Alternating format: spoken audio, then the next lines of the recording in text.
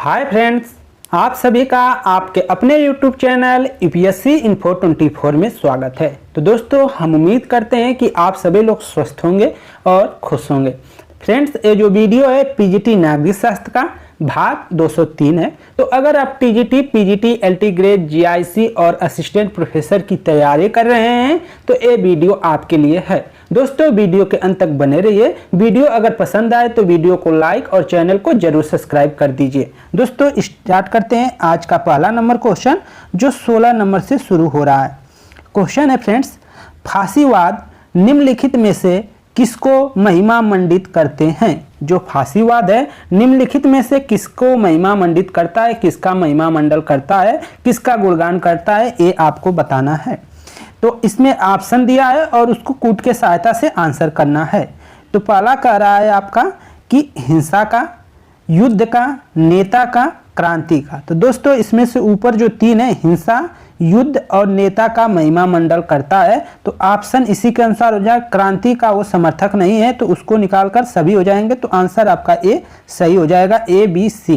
क्योंकि वह क्रांति को सही नहीं मानते हैं, वो हिंसा, युद्ध और नेता को सर्वोच्च मानते हैं और मानते हैं कि ये सब होना चाहिए, क्रांति नहीं होना चाहिए, ऐसा उनका मानना है। व्याख्या देख लीजिए। फांसीवाद, जिसे हम फासिज्म कहते हैं, फासिज्म का हिंदी रूपांतरण है।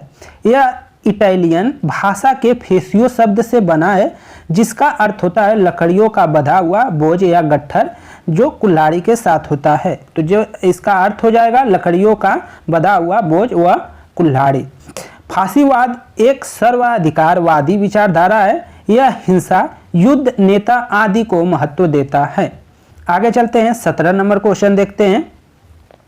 क्वेश्चन है, निम्नलिखित में से किसका उदारवाद से मेल नहीं है? निम्नलिखित में से किसका उदारवाद से मेल नहीं है? ऑप्शन ए है बुर्जुआ राज्य, ऑप्शन बी है प्रतिनिधि सरकार, सी है लोक कल्याणकारी राज्य, डी है सीमित सरकार। तो आंसर क्या हो जाएगा दोस्तों? 17 का आंसर आपका ए के साथ जाएगा, बुर्जुआ वर्ग। मेल नहीं खाता है ये आपको बताना है, तो आंसर हो जाएगा बुर्जुआ राज्य। तो उदारवाद किससे मेल नहीं खाता है? तो बुर्जुआ राज्य से मेल नहीं खाता है। बाकी के तीनों से मेल खाता है, प्रतिनिधि सरकार से, लोक कल्याणकारी राज्य से और सीमित सरकार से मेल खाता है। बुर्जुआ राज्य से मेल खाता नहीं है उदारवाद। व्याख्या में देखिए फ्रेंड्स, उदारवाद व्यक्ति की स्वतंत्रता को महत्वपूर्ण मानता है तथा इसके लिए सीमित राज्य की अवधारणा की व्याख्या करता है। प्रतिनिधि सरकार, लोक कल्याणकारी राज्य व सीमित सरकार उदारवाद से मेल खाता है तथा बुर्जुआ राज्य मेल नहीं खाता है। आगे चलते हैं, 18 नंबर क्वेश्चन देखते हैं।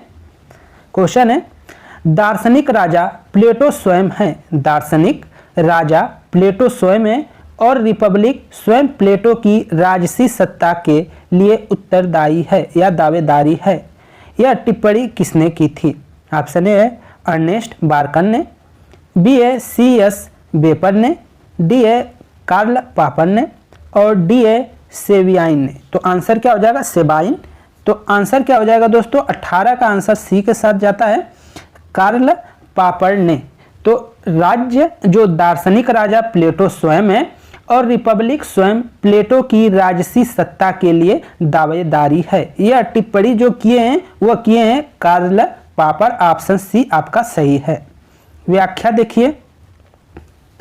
क्रमिक सामाजिक परिवर्तन के समर्थन तथा सामाजिक अभियांत्रिक सिद्धांत का प्रतिपादन करने वाले आधुनिक विचारक कार्ल पापर के अनुसार दार्शनिक राजा प्लेटो स्वयं है और उनकी जो रिपब्लिक पुस्तक है स्वयं प्लेटो की राजसी सत्ता के लिए दावेदारी है। ये कथन कहते हैं कौन? तो कार्ल पापर एक कथन कहे हैं, इनका ये विचार है। 19 नंबर क्वेश्चन देखते हैं। किसने कहा था सार्वभौमिक वयस्क मताधिकार वास्तव में सार्वभौमिक नहीं है? किसने कहा था कि जो सार्वभौमिक वयस्क मताधिकार है वास्तव में सार्वभौमिक नहीं है?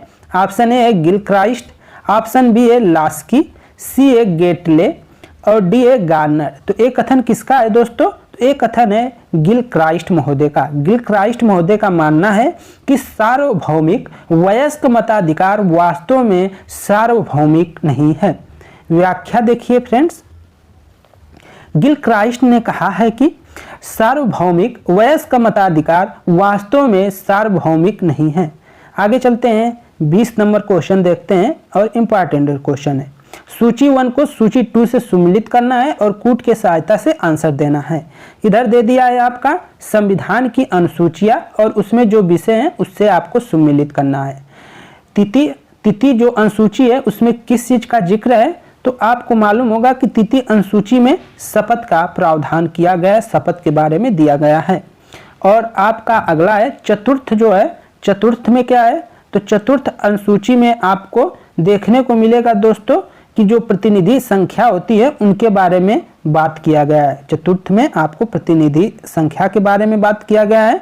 और इसके बाद छठी जो अनुसूची है उसमें जनजाति क्षेत्रों के बारे में बात किया गया है। छठी में जनजाति क्षेत्रों के बारे में और 9वें में आपके भूमि सुधार के बारे में जिक्र किया गया है। तो इस तरह आप आंसर करेंगे तो ए का दूसरे से, बी का तीसरे से और सी का चौथे से मेल खाता है। तो ए का दूसरे से, बी का तीसरे से, सी का चौथे से, तो इस तरह आंसर आपका बी सही हो जाएगा दोस्तों। इस तरह कर लीजिएगा। व्याख्या में देख लेते हैं थोड़ा सा।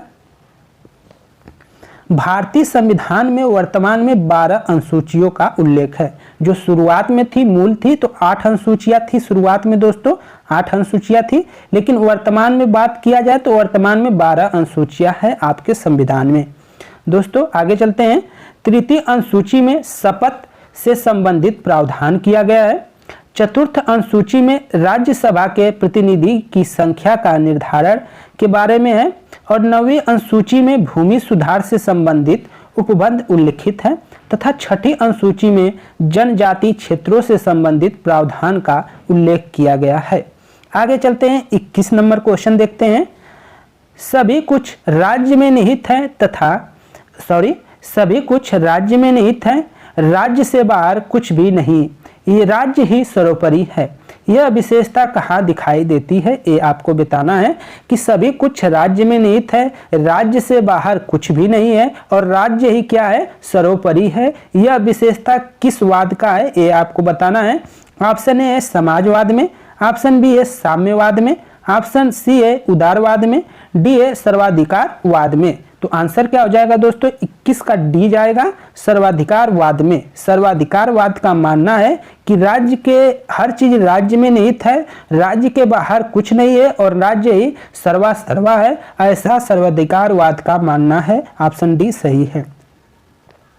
व्याख्या देखिए, सभी कुछ राज्य में निहित है तथा राज्य से बाहर कुछ भी नहीं और राज्य ही सर्वोपरि है।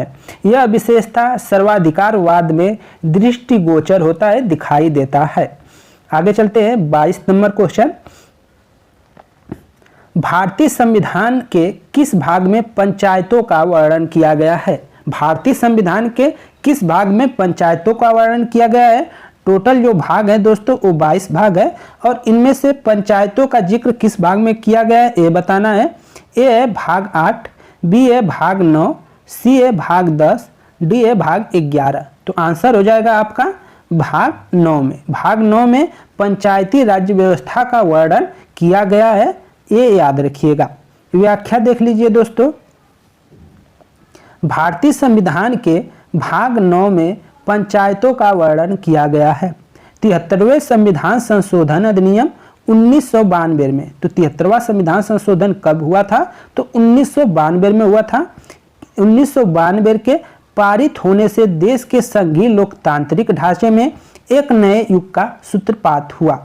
इसी संविधान संशोधन द्वारा संविधान के भाग 9 को पुनः स्थापित कर 16 नए अनुच्छेद और 11 अनुसूचियां जोड़ी गई। इसके द्वारा पंचायतों, जो भाग 9 है उसमें क्या है दोस्तों कि इसके द्वारा पंचायतों का गठन, संरचना, निर्वाचन, सदस्यों की जो अर्हता होती है, योग्यता होती है उसको, और पंचायतों की शक्ति आदि के बारे में प्रावधान किया गया है। आगे देखते हैं 23 नंबर क्वेश्चन। संपत्ति के अधिकार की मांग किसने की? संपत्ति के जो अधिकार है उसकी मांग किसने की है? ऑप्शन ए है मार्क्सवाद, बी है उदारवाद, सी है समाजवाद, डी है गांधीवाद। तो 23 का आंसर बी हो जाएगा दोस्तों, उदारवाद ने संपत्ति के अधिकार की मांग की है। ऑप्शन बी सही है कि संपत्ति के अधिकार की मांग किसने की है, तो आंसर हो जाएगा उदारवाद। व्याख्या देखिए, थोड़ा सा क्लियर हो जाएगा। उदारवाद व्यक्तिक संपत्ति का समर्थक है। उदारवाद क्या है? व्यक्ति संपत्ति का समर्थक है। प्रत्येक व्यक्तियों को अपनी इच्छानुसार व्यवसाय करने, संपत्ति अर्जित करने तथा खर्च करने का अधिकार होना चाहिए। राज्य को आर्थिक क्षेत्र में कम से कम नियंत्रण एवं हस्तक्षेप करना चाहिए। आगे चलते हैं। 24 नंबर क्वेश्चन है, संकट काल में नागरिकों के मौलिक अधिकार होते हैं या उसको निरस्त किया जा सकता है? क्या किया जा सकता है? अगर आपके यहाँ आपातकाल व्यवस्था हो जाए तो क्या होता है मौलिक अधिकार का, ये आपको बताना है। ऑप्शन ए है सर्वोच्च न्यायालय की इच्छा पर निर्भर करता है। ऑप्शन बी है राष्ट्रपति की इच्छा पर निर्भर करते हैं। और सी है स्थगित किए जा सकते हैं। डी है इनमें से कोई नहीं। तो दोस्तों, जब भी आपातकालीन व्यवस्थाएं लागू होगी, आपातकाल 3 प्रकार से लागू होती है भारत में, उस समय क्या किया जा सकता है कि जो मौलिक अधिकार है उनको उस समय के लिए स्थगित किया जा सकता है, सिवाय 21 को छोड़कर। जो जीवन जीने का जो अधिकार है 21, उसको छोड़कर सबको स्थगित किया जा सकता है। व्याख्या देख लीजिए। भारतीय संविधान में संकटापन्न स्थिति में नागरिकों के मौलिक अधिकार निलंबित कर दिए जाते हैं। भारतीय संविधान में 3 प्रकार के आपातकाल की उल्लेख है। जो 3 प्रकार के आपातकाल व्यवस्थाएं हैं उनका कहाँ कहाँ उल्लेख है, ये आपको जानना चाहिए। पहला है अनुच्छेद 352 अधीन युद्ध। जो 352 के अधीन है उसमें क्या होता है कि युद्ध व बाह्य जो आक्रमण है या सशस्त्र विद्रोह से उत्पन्न आपात। अनुच्छेद 56 में जो है उसको क्या बोलते हैं कि अधीन राज्य के संवैधानिक तंत्र के विफल होने से जो उत्पन्न होता है आपातकाल। और आपका अनुच्छेद 360 में जो है वित्तीय आपातकाल का जिक्र किया गया है। तो पहला है राष्ट्रीय आपातकाल का जो व्यवस्था किया गया है 352 के तहत, और राष्ट्रपति शासन जो है 356 में है, और 360 में जो है वो वित्तीय आपातकाल का जिक्र है। इसको याद रखिएगा। आगे चलते हैं। 25 नंबर क्वेश्चन देखते हैं। कौटिल्य ने राजा को निम्न में से किन गुणों को से बचना चाहिए, किन अवगुणों से बचना चाहिए, बचे रहना चाहिए, ये बताना है आपको। दूसरे के धन के प्रति लोभ ना हो। बी है अधिक शयन। सी है मिथ्या व्यवहार। डी है इनमें से सभी। तो आंसर हो जाएगा कि राजा को उपयुक्त सभी जो अवगुण हैं उनसे क्या बचना चाहिए। दोस्तों, व्याख्या देख लेते हैं। कौटिल्य ने राजा के दूसरों के धन के प्रति लोभ, अधिक शयन तथा मिथ्या व्यवहार जैसे अवगुणों से बचे रहने को कहा है। कौटिल्य ने अपने अर्थशास्त्र में राज्य की व्यवस्था का विशद वर्णन किया है। ये जो ग्रंथ है, पुस्तक है, 15 जो प्रकरण है उसमें विभक्त है और 180 अभिकरण में विभक्त है। जो एक ग्रंथ है 15 प्रकरण एवं 180 अभिकरण में विभक्त है। कौटिल्य का अन्य नाम जो है दोस्तों विष्णुगुप्त और चाणक्य है, ये आप जानते हैं। आगे चलते हैं। 26 नंबर क्वेश्चन देखते हैं। हर एक ने अपनी क्षमता के अनुसार, हर एक को अपनी आवश्यकता के अनुसार, यह सूत्र किस व्यवस्था का है? हर एक से अपनी क्षमता के अनुसार और हर एक को अपनी आवश्यकता के अनुसार, ये जो सूत्र है, फार्मूला है, ये किस व्यवस्था को इंगित करता है, ये आपको बताना है। ऑप्शन ए है पूंजीवाद, बी है समाजवाद, डी है साम्यवादी और सी है साम्यवादी, डी है राष्ट्रवादी। तो आंसर हो जाएगा दोस्तों सी, साम्यवादी को इंगित करता है कि हर एक से अपनी क्षमता के अनुसार, हर एक को अपनी आवश्यकता के अनुसार। यह सूत्र साम्यवाद को प्रदर्शित करता है, दर्शाता है। व्याख्या देख लीजिए। हर एक से अपनी क्षमता के अनुसार, हर एक को अपनी आवश्यकता के अनुसार, यह सूत्र जो है साम्यवादी व्यवस्था का मूल मंत्र है। साम्यवादी व्यवस्था या विचारधारा मार्क्सवादी विचारधारा के आधार पर प्रचलित हुआ है। आगे चलते हैं। 27 नंबर क्वेश्चन देखते हैं। निम्न में से किस विद्वान ने समाज को ईंट तथा राज्य को सीमेंट कहा है? किस विद्वान ने समाज को ईंट तथा राज्य को सीमेंट कहा है? ए है आशीर्वादम, बी है गिलक्रिस्ट ने, सी है गैटले ने और डी है गार्नर ने। तो 27 का जो आंसर होगा दोस्तों ये है आरसी वादम ने कहा है। आरसी वादिम या वादम, इसको याद रखेंगे। आरसी वादम ने कहा है कि जो समाज है, समाज को ईंट उन्होंने माना है और राज्य को सीमेंट कहकर संबोधित किया है। वही चीज है कि आशीर्वादम ने समाज को ईंट एवं राज्य को सीमेंट की संज्ञा दी है। आगे देखते हैं 28 नंबर क्वेश्चन। निम्न विचार को किसने दिया है कि राज्य विधि नहीं वर्ण विधि राज्य का निर्माण करती है। राज्य विधि का नहीं वर्ण विधि राज्य का निर्माण करता है, ये किसने कहा है? ऑप्शन ए है ऑस्टिन, बी है बेंथम, सी है क्रेब, डी है ओपेनहाइमर। तो आंसर हो जाएगा क्रेब महोदय ने कहा है कि जो राज्य है, राज्य का जो निर्माण वो विधि का नहीं है, जैसे राज्य विधि का नहीं वर्ण विधि राज्य का निर्माण करती है। इसका मानना है कि राज्य विधि नहीं बनाती है, वर्ण विधि जो है वो राज्य का निर्माण करता है, ऐसा उनका मानना है क्रेब महोदय का। व्याख्या में वही चीज है, उपयुक्त कथन क्रेब का है। क्रेब का मानना है कि राज्य को अस्तित्व में लाने का श्रेय कानून को है। राज्य को जो है अस्तित्व में कौन लाया है? तो वो कानून लाया है, ऐसा क्रेब का मानना है। आगे चलते हैं 29 नंबर। भारतीय संविधान वकीलों का स्वर्ग है, किसका कथन है? ए है जवाहरलाल नेहरू का, बी है जेनिक्स का, सी है केसी ह्यूयर का, डी है ए.बी. डायसी का। तो आंसर हो जाएगा दोस्तों जेनिक्स। जेनिक्स का कथन है कि भारतीय संविधान वकीलों का स्वर्ग है। ऑप्शन बी आपका सही है, 29 का बी। व्याख्या देखिए, भारतीय संविधान की आलोचना करते हुए जेनिक्स ने उसे वकीलों की स्वर्ग का संज्ञा दिया है। उन्होंने आलोचना करते हुए जेनिक्स महोदय ने उसे वकीलों का स्वर्ग की संज्ञा दी है। भारतीय संविधान को उधारों का थैला भी कहा जाता है क्योंकि इसके अधिकांश भाग विदेशों से लिया गया है। तो जैसे दोस्तों मौलिक जो कर्तव्य है वो आपका कहाँ से लिया गया है? तो मौलिक कर्तव्य आपका रूस से लिया गया है। और मौलिक अधिकार की बात किया जाए तो वो कहाँ से लिया गया है? तो अमेरिका से लिया गया है। इसी तरह आपका संवैधानिक व्यवस्था जो लिया गया है वो कहाँ से लिया गया है? संसद की जो व्यवस्था है ब्रिटेन से लिया गया है। तो ये राज्य के नीति निर्देशक तत्व कहाँ से लिया गया है? आयरलैंड से लिया गया है। तो इन सबको आपको याद रखना चाहिए कि ये सब कहाँ कहाँ से लिया गया है। आखिरी क्वेश्चन है आपका 30 नंबर। समाजवाद को मैं अपने मस्तिष्क एवं हृदय में रखता हूँ, यह कथन निम्न में से किसका है? समाजवाद को मैं अपने मस्तिष्क एवं हृदय में रखता हूँ, यह कथन निम्न में से किसका है?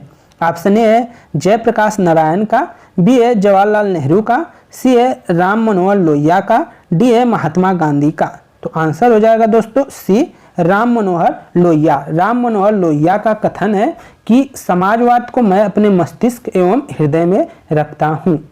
व्याख्या में वही चीज है कि राम मनोहर लोहिया, डॉक्टर राम मनोहर लोहिया ने समाजवाद के संदर्भ में कहा है कि समाजवाद को मैं अपने मस्तिष्क एवं हृदय में रखता हूँ।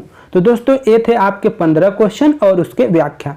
अगर वीडियो पसंद आई हो, कंटेंट अच्छा लगा हो तो एक लाइक जरूर करें दोस्तों। लाइक करने में थोड़ा भी कंजूसी न करें, लाइक जरूर करें दोस्तों। आपके सपोर्ट के बगैर कुछ नहीं होगा, ये आप लोग मान के चलिए। आपका एक लाइक हमारे लिए एक प्रोत्साहन का काम करता है। आप समझ लीजिए हमको कोई ना कोई गिफ्ट दे रहे हैं, तो उस प्रकार से आप एक लाइक कर दिया करिए दोस्तों। और चैनल पे आप नए हैं तो चैनल को आप सब्सक्राइब कर लीजिए। नमस्कार साथियों।